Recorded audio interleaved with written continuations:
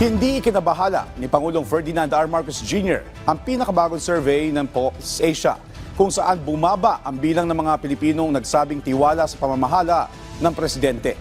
Ayon sa Malacanang, ipagpapatuloy pa nila ang programang makapagpapabuti sa buhay ng mga Pilipino. Nagbabalik si Clazel Pardilla ng PTV Manila para sa Balitang Pambansa.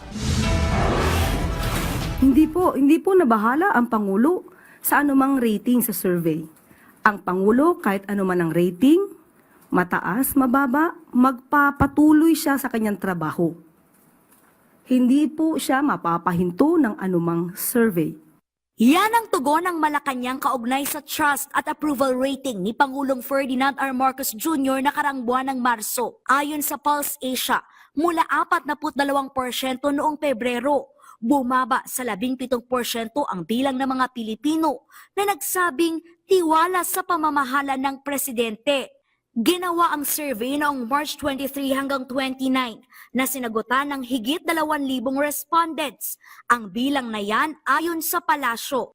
Sa 2,400, hindi naman po ito nagre-reflect ng sentimiento ng kabuuang more than 100 million people or Filipinos in the country. Tingin ng Malacanang ang resulta ng survey, posibleng bunga ng pagkalat ng fake news. Sumasalamin din po ito sa impluensya ng mga fake news na nagkakalat. Ito ay galing sa isang Israel-based data intelligence firm or disinformation security firm.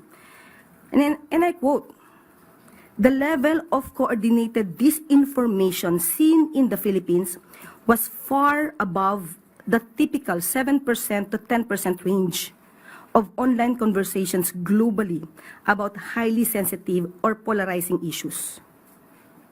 End quote. So, kung ang mga tao man na ito ay nagbigay ng kanilang mga opinyon, maharahil ay bunga ito ng mga fake news. Nangako ang administrasyon ni Pangulong Marcos na ipagpapatuloy ang mga programa na makapagpapabuti sa buhay ng mga Pilipino. Una nang sinabi ng DSWD na palalawigin pa ang Walang Gutom Project mula Luzon hanggang Visayas at Mindanao. Tuloy-tuloy din ang pagsasagawa ng job fair para mabigyan ng pagkakataon ang mas maraming Pilipino na magkaroon ng disenteng kita. Sa pinakahuling survey ng Philippine Statistics Authority, lumabas na tumaas ang bilang ng mga Pinoy na may trabaho nitong Marso kumpara noong Pebrero. Nabawasan naman ang inflation rate o bilis ang pagtaas ng presyo ng mga bilihin.